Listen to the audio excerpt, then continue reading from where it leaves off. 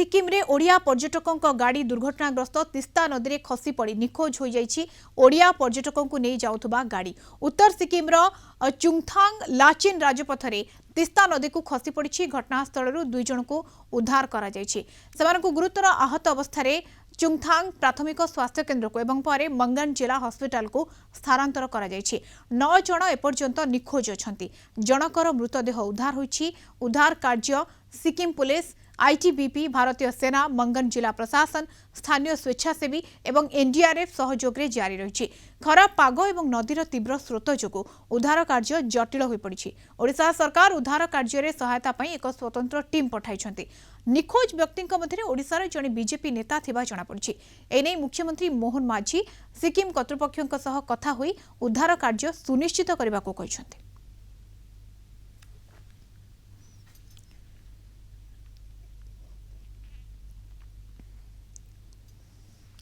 Kolkata bureau head Pramod Mahanti आम सहित जोड़ी होती आम सहित जाजपुर रोड रिपोर्टर विश्वजीत कर जोड़ी होती।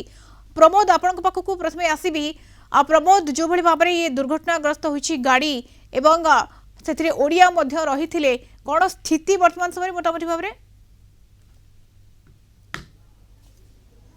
देखो मधुस्मिता मूलतः गतकाली प्रबल वर्षा एवं आज सिक्किम रे वर्षा लगी रही एवं यही दुर्योगपूर्ण परिवेश रे एभली घटना घटी एवं आमे जानती जे प्राय 1000 फुट तलकू तीस्ता नदी रे ओडिया पर्यटक जाउथिबा गाड़ीटी पड़ जाइथिला एवं सेथिरे मोट 11 जन थिले। 11 जन मध्यरे एबे भी 9 जन निखोज रहिसेंती एवं यह मध्य आमे जानती जे प्रशासन पक्षरु कुआ जाइछि जे भारतीय सेना बाहिनी, इंडो तिब्बत सीमांत पुलिस, सिक्किम पुलिस, जिला पुलिस पक्षरु व्यापक तलाशी चली। उद्धार कार्यकारी माने सेठारे पहुंची एवं उद्धार किपरि तत्परता सहित करा सेतिपाई पदक्षेप निया जाइछि। एवं आमे जानती जे चुंगथांग एवं मुनसिंगथा से अंचल 1000 फुट तलू जेहेतु गाड़ीटी गड़ी खसी पड़ी तेणु यह एक भयावह घटना एवं से तीस्ता नदी जो गभीरतार मध्य किपरि उद्धार करा अनेकों निकट में प्रश्नवाची सृष्टि होती।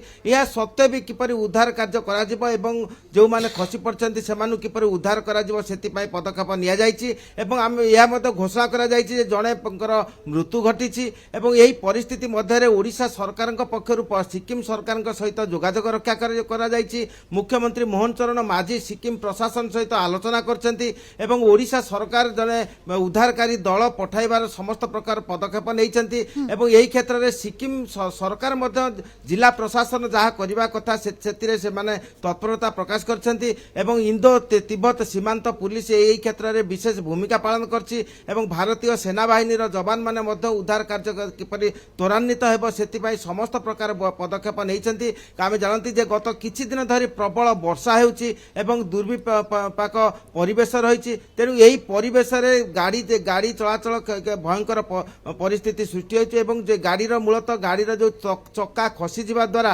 एभली दुर्घटना घटी तेणु पर्यटक मानक वर्तमान नियंत्रण करा जाइछि एवं कौनसी गाड़ी जेपरि ऊपर को छड़ा न जीव सेतिपाई मध्य आमे सुनिया पाइले जे सिक्किम प्रशासन नियंत्रण व्यवस्था नैछि तेणु यह मध्य भी उद्धार कार्य जारी रही।